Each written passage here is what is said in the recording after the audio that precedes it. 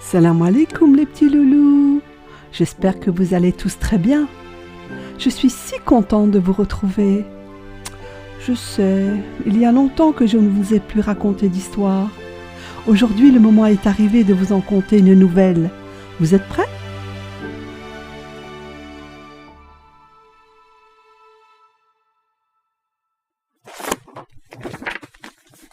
أعوذ بالله من الشيطان الرجيم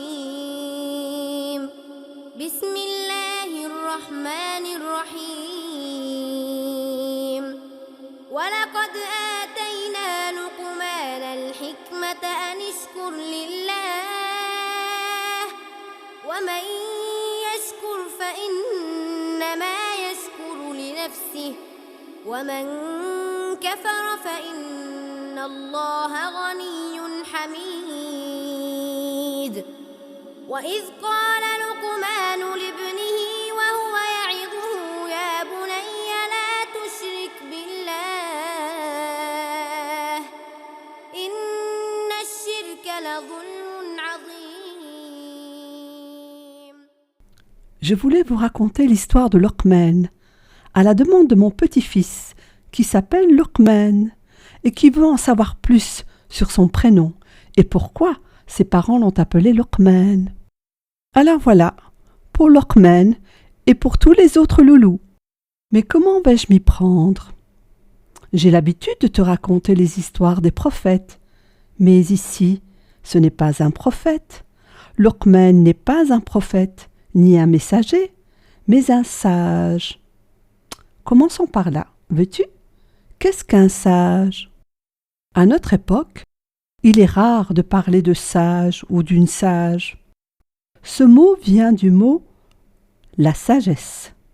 C'est un peu lorsque maman ou papa te demandent d'être bien sage, de ne pas trop parler, de ne pas t'agiter. Et si tu es bien sage, alors on t'offrira un cadeau ou une friandise. Eh bien, c'est un peu plus que cela. Un sage, c'est une personne adulte qui dit que de belles et bonnes paroles. Elle ne dit pas n'importe quoi. On lui demande souvent conseil. Parfois, elle parle peu, mais ce qu'elle dit est toujours très intéressant. Cette personne peut être ton grand-père ou ta grand-mère, ou une personne en qui tu as confiance. À l'époque, on faisait souvent appel à des sages pour conseiller les rois, les reines, pour prendre une décision. Notre Luqman, on le retrouve dans le Coran, à la sourate 31. Voilà pourquoi tu t'appelles Luqman. Ton prénom est inscrit dans le Coran. Quelle chance que tu as! Notre Luqman a vécu en Nubie, au sud de l'Égypte, près du Soudan. Demande à ta maman ou à ton papa de te montrer sur une carte de géographie. Il était berger, il était esclave. À l'époque, les êtres humains pouvaient acheter d'autres êtres humains. C'était l'esclavage. On achetait des esclaves avec de l'argent ou des pièces en or, comme des marchandises que l'on achète au marché. Heureusement, aujourd'hui cela n'existe plus.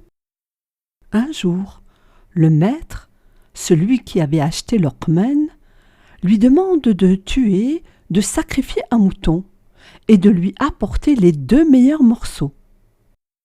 Luqman alors lui tend le cœur et la langue. Tiens, c'est étrange. Quelques jours plus tard, son maître lui redemande la même chose, mais il ajoute « Donne-moi cette fois-ci les plus mauvais morceaux. » Encore une fois étrange. Une nouvelle fois, Luqman lui présente le cœur et la langue. « Tiens, les mêmes morceaux !»« Eh bien oui, répond Luqman, ce sont les meilleurs quand ils font le bien et les plus mauvais lorsqu'ils font le mal. » Voilà loulou, ceci est un exemple de la sagesse du grand Luqman. Ta langue peut dire de belles choses, mais elle peut aussi fourcher et dire de mauvaises choses. Je te rassure, loulou, ce n'est pas seulement pour toi, mais pour moi aussi. C'est pour cela qu'une sagesse dit de tourner 7 fois sa langue avant de parler. Dis-moi, Loulou, as-tu essayé de tourner ta langue 7 fois dans ta bouche avant de parler? Luqman était à la fois sage et il avait une profession. Il était juge, jusqu'à ce que le prophète Daoud alayhi salam arrive. C'est quoi un juge? Ah, mais Loulou, tu sais ce qu'est un juge, non? Tu sais ce qu'est un arbitre de foot? Je fais souvent l'arbitre entre toi et ton cousin Onaïs. Eh bien, un juge, c'est comme un arbitre. Il va essayer de régler les conflits, les disputes entre les gens, trouver des solutions à leurs problèmes, comme un arbitre peut le faire entre les joueurs de foot. Tu as compris, Luqman? Et vous, les autres loulous, vous avez compris? Luqman était ce qu'on appelle en arabe hakim. Hakim, un sage. Il conseillait les gens vers le bien, en leur disant de suivre le bon chemin. Un jour, un berger était venu le voir en lui disant « Tu étais berger comme moi, et tu es devenu sage. Comment est-ce possible ?»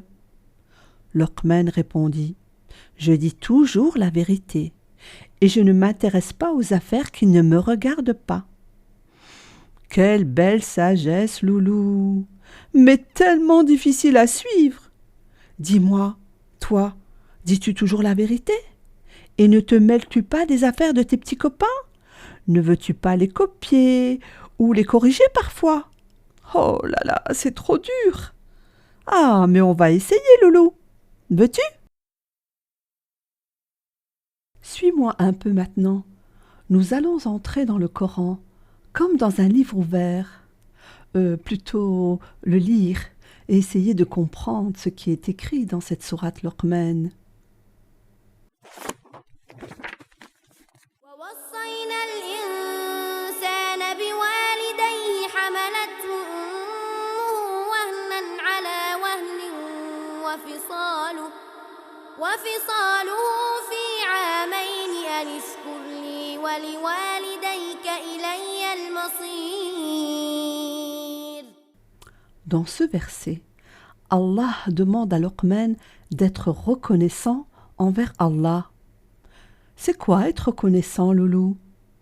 C'est dire toujours Alhamdulillah pour tout ce que nous a donné Allah, pour la nourriture, pour tes yeux, tes oreilles, tes bras, tes jambes, pour un rhume ou une maladie, pour avoir un toit sur nos têtes, pour tes jouets, pour tout, pour avoir des parents qui prennent soin de toi.